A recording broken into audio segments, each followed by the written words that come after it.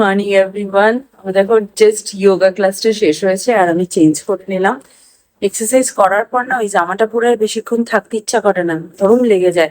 তাও আজকে যোগা ছিল, অতটাও গরম লাগেনি, বাট তাও আমার মনে হয় এক্সারসাইজ করার পর একটু ফ্রেশ জামা পরলে দিনটাও বেশ সুন্দর কিন্তু ফ্রেশ হয়ে যায়। আর মেন্টালি ফ্রেশ যোগা বা এক্সারসাইজ করে তো সকালবেলা হয়েই যায়। এটি এখনো ঘুম থেকে ওঠেনি, আমাদের ক্লাস শেষ হয়ে গেছে, তাই ভাবলাম ছুটির দিন, সামার ভ্যাকেশন বলে কথা, একটুখানি ওকে বেশি ঘুমাতে দিই। আর কালকে রাত্রিবেলা শুতে শুতে অনেকটা রাত হয়ে গেছিল, কিছু ক্রাফট বাকি ছিল আর কি, স্কুলেরই ক্রাফট।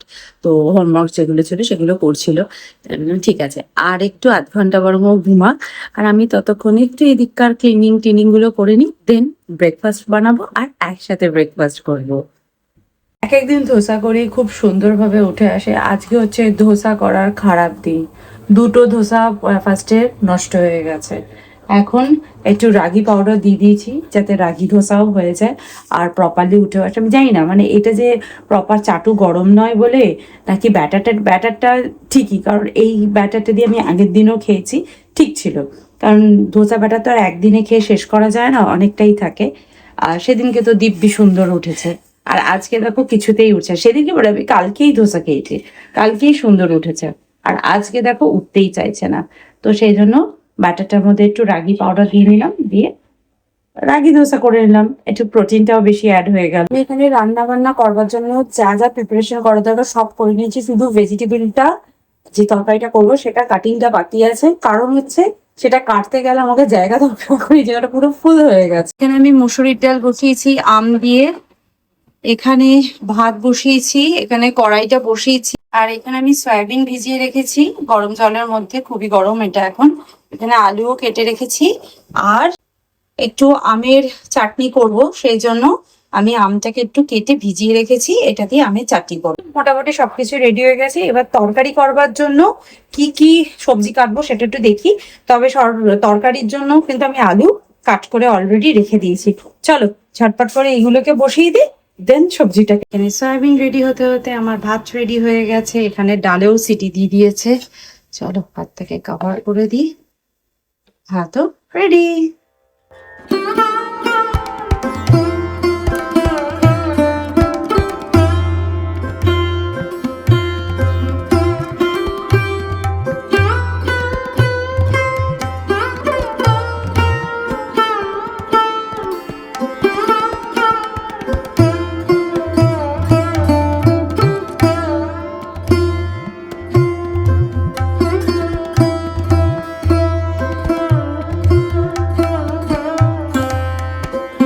ঠাকুরকে ফুল দিয়ে সাজালে কি ভালো লাগে দেখতে, তাই না?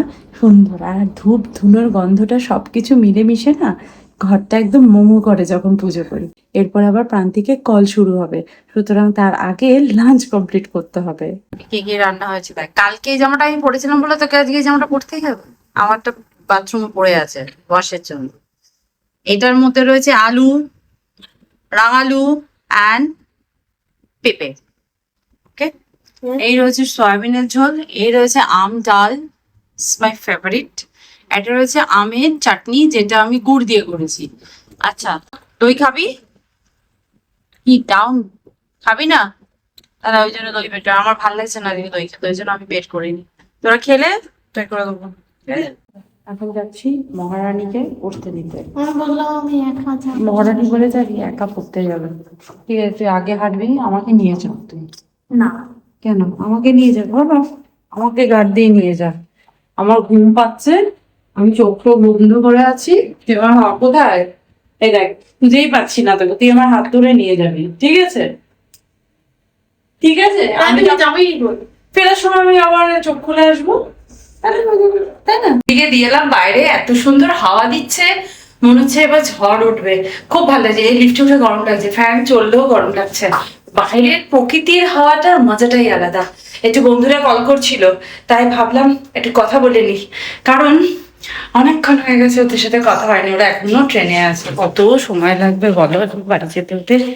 আমি বাড়িতে ঢুকলাম, এক কাপ চা খেলাম, আবার বেরিয়ে যাচ্ছে, কারণ টুইটির আজকে একটা পড়া আছে, দুটো পড়া হওয়ার কথা, ম্যাডাম আসবেন না আর কি। এদিকে নিয়ে এলাম, যখন দোকানের সামনে থেকে ক্রস করে চলে এসেছি তখন মাম্মি আমার আর্ট পেপার লাগবে সাদা। আর্ট পেপার এত দিয়েছে বাবা, কিন্তু সাদা নেই। সাদাটা আমি বললাম যে ঠিক আছে, দোকান পাস করে চলে এসেছি, তখন ওর মনে পড়েছে যে সাদা আর্ট পেপার নেই। আবার হেঁটে গেলাম, এই গরমে ভাল লাগে বলো, কতবার হাঁটছি। ওকে আমি বলছি তোকে আমি দিয়ে এলাম আর নিয়ে এলাম, মানে আমার মাঝখানে শুধু এক কাপ চা খাওয়া হয়েছে। তুই এখন আমার কষ্টটা বুঝ। এখনটা চলে আসতে পারতিস তো। 10 পেজ অঙ্ক করে না আমরা তো কোনোদিন করিনি, আমাদের এমনি পাস করে গেছি, বুঝেছি। হ্যাঁ, মুখ দেখে পাস করে দেবে, তো ওরকম মুখ বানা যে মুখ দেখে পাস করে দেবে, তাই না বলো? মুখ দেখে বানা। What do you mean? আমরা আমাদের মুখ ক্যাবলা সেইটা দেখে কি? মামার বাড়ি, দাঁড়া তো ড্যাডিকে আমি বলছি, দাঁড়া দাঁড়া তুমি এমন ভাবে বললাম দাঁড়া। ড্যাডি কি সব বলছে তুইটি?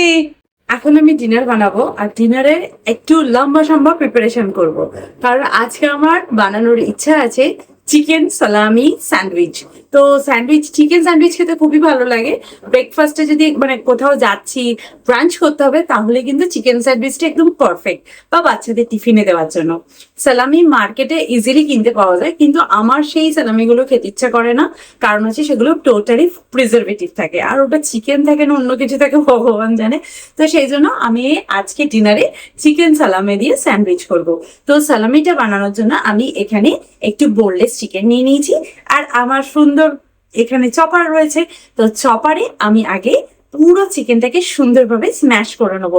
তোমাদের কাছে যদি চপার না থাকে মিক্সিতেও করে নিতে পারো, মিক্সি তো সবার বাড়িতেই রয়েছে। আর যদি না থাকে, সেটাও না করতে চাও, মার্কেট থেকে কিন্তু চিকেনটাকে একদম কিমা করে আনতে পারো, বাট এতটাই কিমা করবে যাতে একদম মসৃণ পেস্ট হয়ে যায়।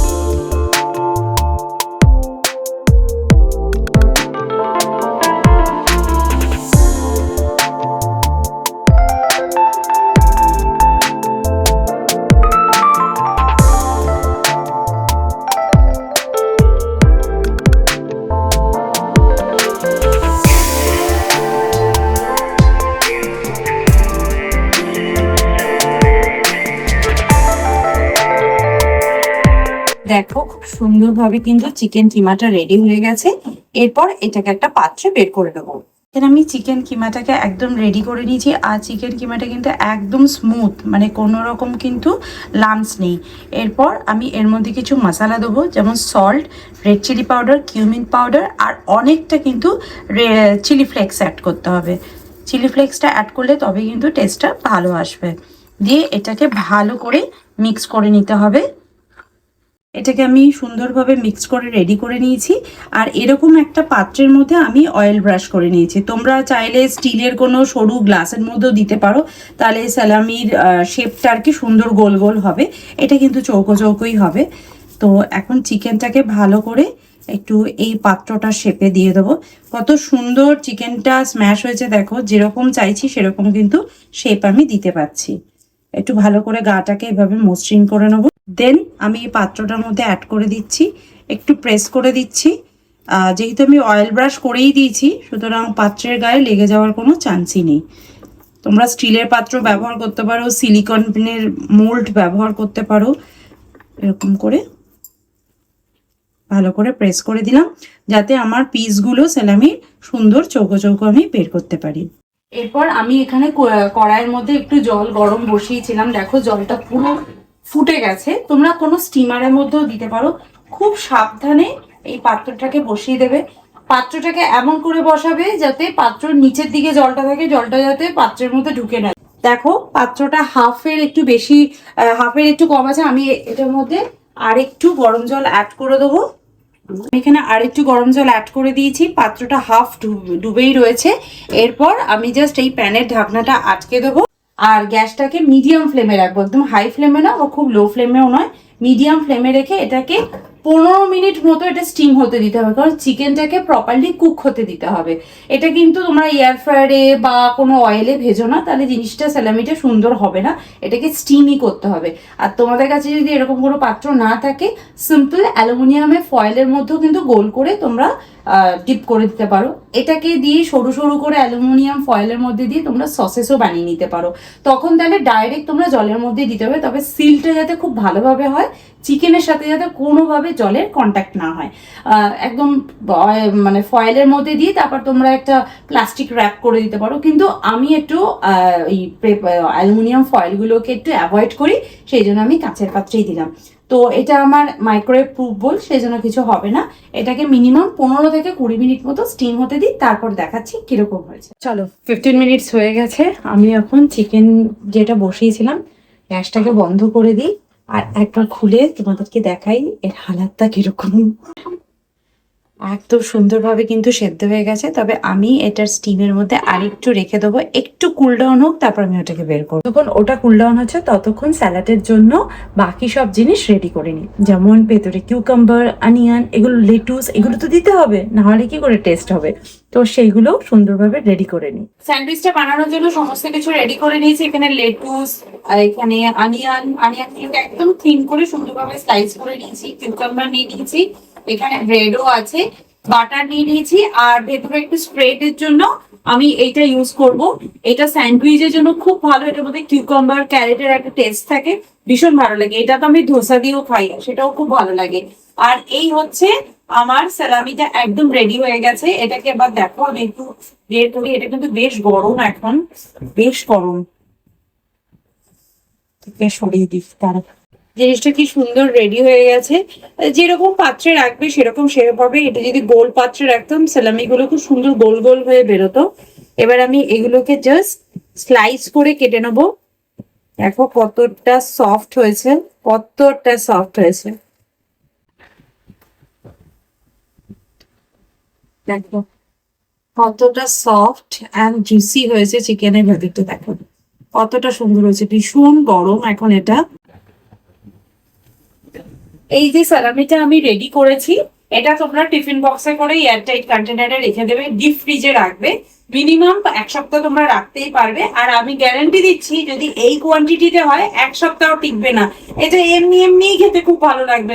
তোমরা যদি স্যালাড খেতে পছন্দ করো, তাহলে কিন্তু এগুলোকে ছোট ছোট করে পিস করে স্যালাডের মধ্যে দিয়েও খেতে পারো। তো চলো, এটা দিয়ে আমি এখন স্যান্ডউইচ বানাই। স্যান্ডউইচ বানানোর জন্য আমি ইংলিশ ওভেন, এই 0 ময়দা যে ব্রেডটা আছে সেটাকে ইউজ করছি।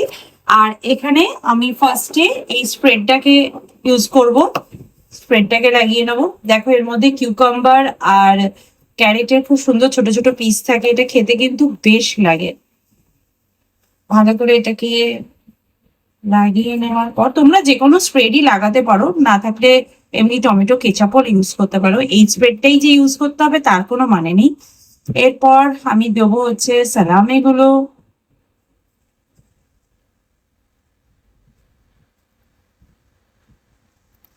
এরপর দেব কিউকাম্বার, দেন অ্যাড করবো হচ্ছে অনিয়ন, করবো লেটুসের এই শক্ত পাটটাকে ফেলে দিয়ে লেটুসটাকে আমি অ্যাড করবো। স্যান্ডউইচের মধ্যে লেটুস অ্যাড করলে না স্যান্ডউইচের টেস্টটাই ইনক্রিজ হয়ে যায়।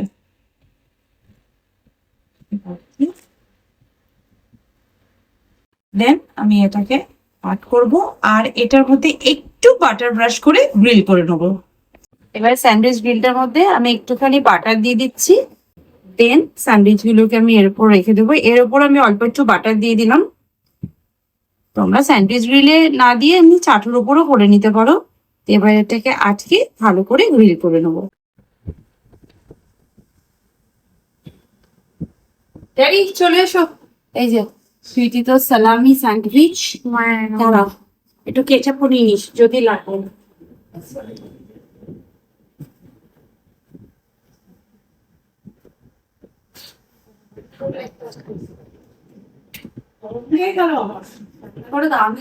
গরম হয়ে যাচ্ছে ওয়েদার, একটু বৃষ্টির প্রয়োজন। হাওয়া দিচ্ছে তো, হয়তো না। হ্যাঁ মনে হয়। এ হচ্ছে আমাদের হোমমেড চিকেন সালামির স্যান্ডউইচ। ভীষণ ইয়ামি হয়। এই দেখো একদম ওভারলোডেড, তাই না?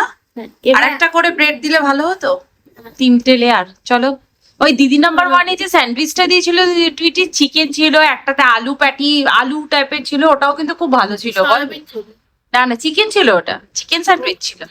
চলো খেয়ে দেখো তো কেমন হয়েছে। আমি ওপর দিয়ে একটুখানি চিজ গ্রেট করে দিয়ে দিয়েছি, তাতে টেস্টটা ভালো হবে।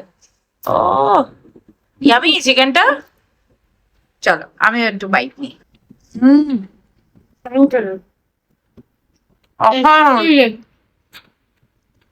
জাস্ট অসাধারণ আছে, অসাধারণ। টুল আমার এখন ডিনার কমপ্লিট হয়ে গেছে, আর ডিনারটা না জাস্ট অসাধারণ হয়েছে। আমি এই সালামিটা আবার বানাবো। আবার তুই কি এরকম স্যান্ডউইচ টিফিনে নিতে চাস? নেবেই তো, এত ভালো হয়েছে। আমি তো ভাবছি এই স্যালামিটা দিয়ে অন্য কোনো ইন্ডিয়ান তারকা লাগিয়ে কিছু একটা রেসিপি ট্রাই করতে, বেশ ভালো হবে কিন্তু, কি বলো? কি বলিস? তুই যে একটু ভালো খাবার হলেই চলো, তাই না বুঝো? তো চলো আজকে ভিডিওটা তাহলে এখানেই এন্ড করছি। রেসিপিটা কেমন লেগেছে অবশ্যই কমেন্ট করে জানিও, আর অবশ্যই বাড়িতে ট্রাই করবে, তারপরেই আমাকে জানাবে যে তোমাদের কেমন লেগেছে।